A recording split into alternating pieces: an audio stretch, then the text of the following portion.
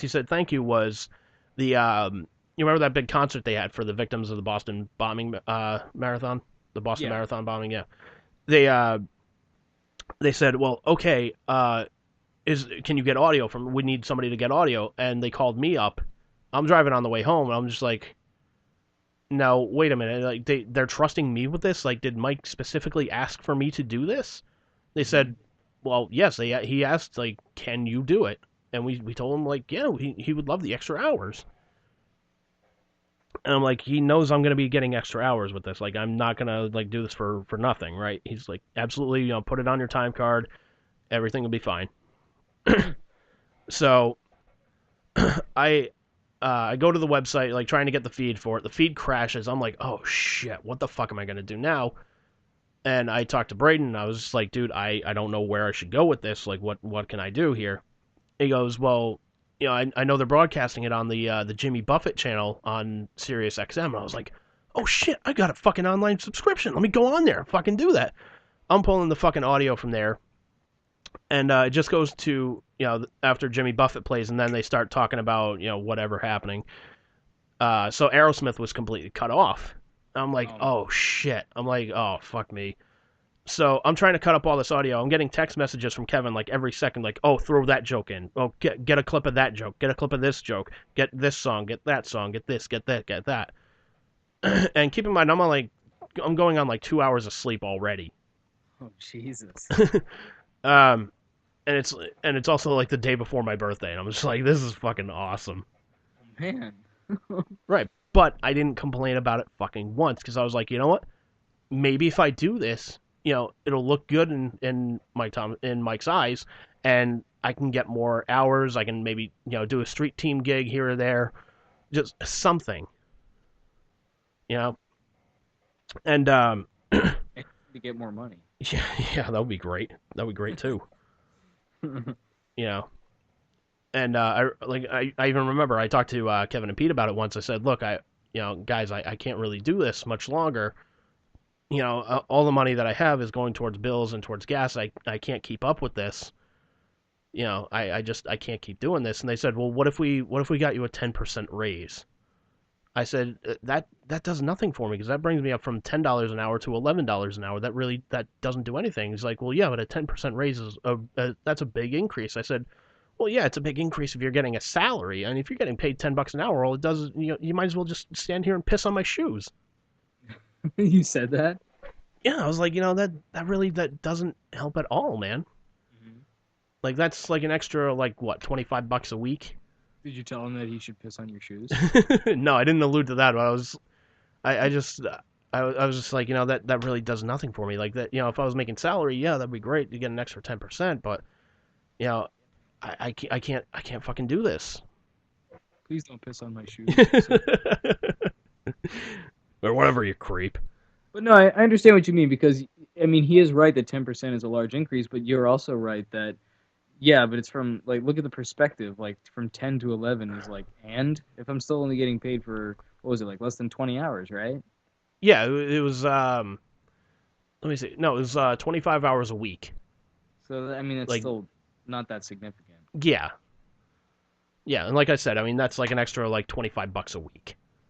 And that's what you're getting paid for, not what you were there for. Exactly.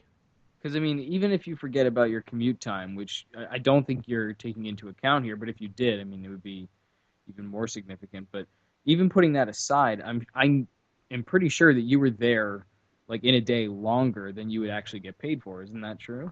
Yeah. Yeah, there were times I was there until maybe 11 o'clock, sometimes 11:30, just doing shit.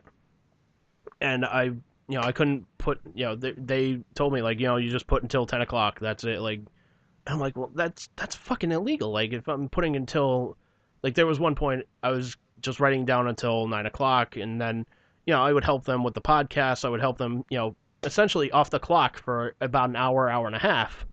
Hmm. And I'm like, well, this is kind of fucking bullshit, isn't it?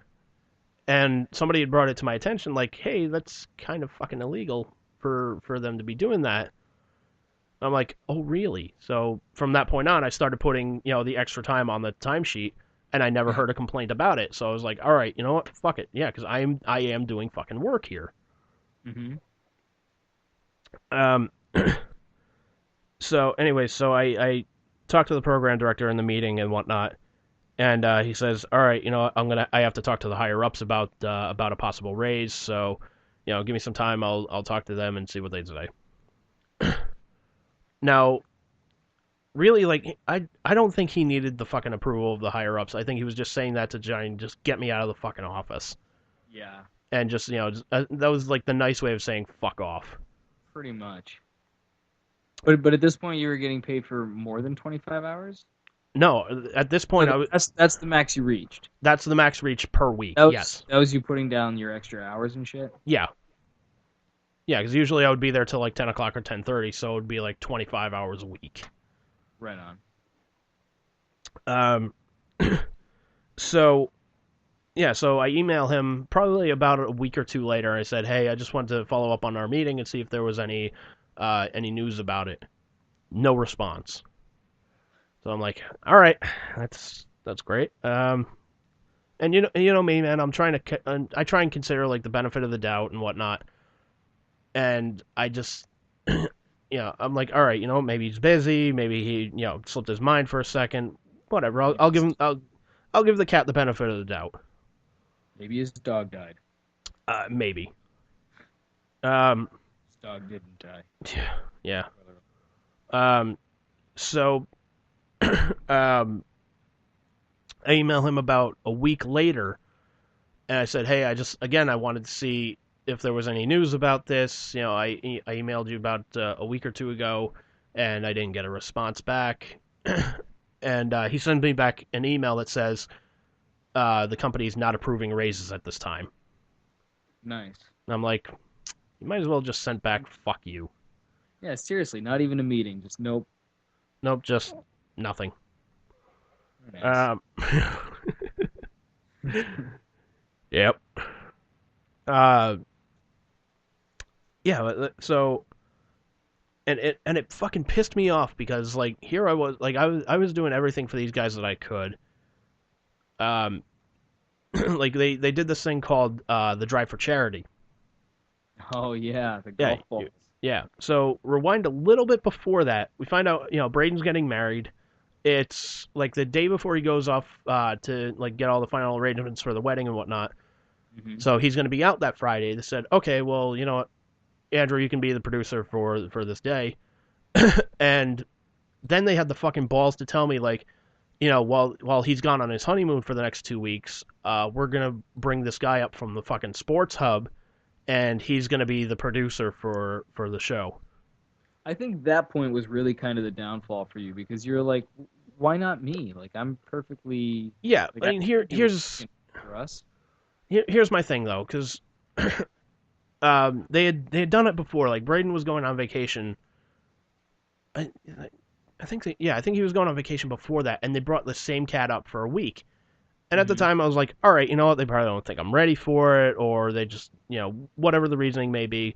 I'm sure it's a valid one. Okay, fine. Um, but this time I was just like, this is fucking bullshit. Whatever. So I go in, I do my job, and I'm fucking furious the entire week. They can tell I'm kind of pissed about it. But I try not to let it affect my job. I'm like, okay, yeah, I'm upset, I'm pissed off about this because, here's a prime time for me to get a shot, and I can't fucking get it because I don't live close enough. Like that's the fucking reasoning. Like Yeah, it's that pretty was like the main reason they used was like, well, he doesn't live close enough. And at the time, like, at the time, our buddy Joe had moved up to Medford. And he's like, Mm-hmm. dude, if you want to come, crash at my place for a bit, you're more than welcome to. Just, let me know when you need to be up here. So I could have easily asked him, like, hey, do you mind if I stay here for a week? It would have taken me like 20 minutes to get to work. But apparently that wasn't an option, Mm. or at least it didn't matter in their eyes. um, so they do this thing called the Drive for Charity, which is essentially, Braden was the producer. They would dress him up in goalie gear, and they would have people launch golf balls at him. If he got hit, that person would have their name entered into a raffle for a prize. One year there was like Aerosmith tickets. There was like a gas card, something like that. So they come up to me. They said, "Hey, would you want to do the drive for charity? And I Did said, you well, have the title of associate producer yet, or no? I kind of gave myself that title because when I was booking guests, I would start putting that on there, and I would forward them emails just saying like, okay, yes, we have this guy booked. This is when it is. Be ready. So I kind of like self-imposed that title on me because I said, you know what? Because I am doing fucking producer's work. Yeah, I'm not just a fucking call screener here. yeah, it's true. Like I have upped the fucking bar for you guys. Plus, not for nothing, when you're reaching out to celebrities and shit, for you to say like Yeah, phone for me, screener, like that's your title, like yeah, they're gonna be like, "Fuck you" in the neck. exactly. They're gonna be like, fuck you in the mouth, cunt. Exactly. So, hang on a second, I got a pill in my mouth. Doing some ecstasy, are you? Yeah, I'm trying to drown my sorrows here. All fuzzy and shit. Yeah, the screen is dancing, man. Snozzberries taste like snozzberries. Dave's not here, man. um, So drive for charity. so the drive for charity. So, the news girl Heather comes up to me and she says, "Hey, because you're going to be the target." Originally, I said, "Well, isn't that the fucking producer's job? Why isn't he doing it?" And they said, "Well, we think you could do it." I'm like, "Oh my god, a vote of fucking confidence! I almost died of a fucking heart attack right there." You believe in me. I'm like, "Oh my god!" I'm like, "That's awesome! Like a vote of confidence! Yay!" And then they said, I talked to Mike, and I said, he should really be at this meeting when you talk about the event, just so he at least has an idea of what's going on. He fully agreed, and he said, okay, yeah, have him come into this is when we're gonna have the meeting. Have him come in. I go into the meeting, and they're all talking about like, okay, what's coming up with this? What's coming up with that? What's coming up with that? It gets to the drive for charity, and they said, okay, what is he wearing? I'm like, I got a Devils jersey. I can wear that. They said, well, no, because we have the Tampa Bay Lightning jersey. You can probably still wear the Montreal Canadiens jersey. I said, the Canadiens aren't even in the playoffs. It would make no sense. Like, they're aiming for an enemy. They're not even going to play in the playoffs. Like, if that was a playoff matchup, I would say, you know what? Absolutely, I'll do that. I will be the asshole Canadiens fan. I said, but, the Devils are in the playoffs. There's a chance these two teams could meet. And, I can be a lot more convincing as a Devils fan than like a fake, like, let's say, Tampa Bay fan. So this goes on for 10 fucking minutes. Really? You argued for 10 minutes about a jersey? Well, it wasn't even really arguing. It was just like, okay, yeah, it was kind of arguing about what fucking jersey I'm gonna wear when I'm getting fucking pelted with golf balls. Jeez. As if people are even gonna notice or care. No, nobody's gonna give a shit. They're just gonna be like, all right, this guy's heckling me. Let me just fucking hit him with a golf ball, and all the money goes to a charity, so nobody gives a shit. Right, like as if people walking by are gonna be like, "How dare he wear a Canadiens jersey? I must do this." Yeah, and it's like, he's wearing a Devils jersey. That son of a bitch. Right. And it's like walking by and being like, "Oh man, he's wearing a Devils jersey. Well, at least it's not a Canadiens jersey. I'll let it slide." Yeah. Or, oh my god, he's wearing a Tampa Bay jersey. Like, you fake fucking fan. I don't believe any of the insults you're throwing at me. Your words are lies. I see right through you. Yeah, so it goes on for 10 fucking minutes. And I get out of the meeting, I was like, you know what, man, I'll wear my fucking Devils jersey. If anybody complains about it, I'll fucking switch to another jersey. Whatever, it's fine. I show up the next day with a Devils jersey, nobody says a fucking word. So I'm like, alright, whatever, I'm wearing the fucking Devils jersey. During the event, like, keep in mind, I'm still pretty kind of ticked off about the whole being skipped over for producer thing. Of course. So I'm just like, you know what, man, just whatever, I guess let it go. And then they said, oh, hey, the program director's here. He's going to take a couple shots at you. And I'm just like, that saying, you got to pick your moments. That was the moment. I was just like, oh, that's great. I trust his golf skills as much as he trusts my producer skills. So let him hack away. And they were like, oh. And apparently he was looking down like, oh, what did he say? What did he say? Because he couldn't hear me. So they told him what I'd said, and I could see like that mile-long death glare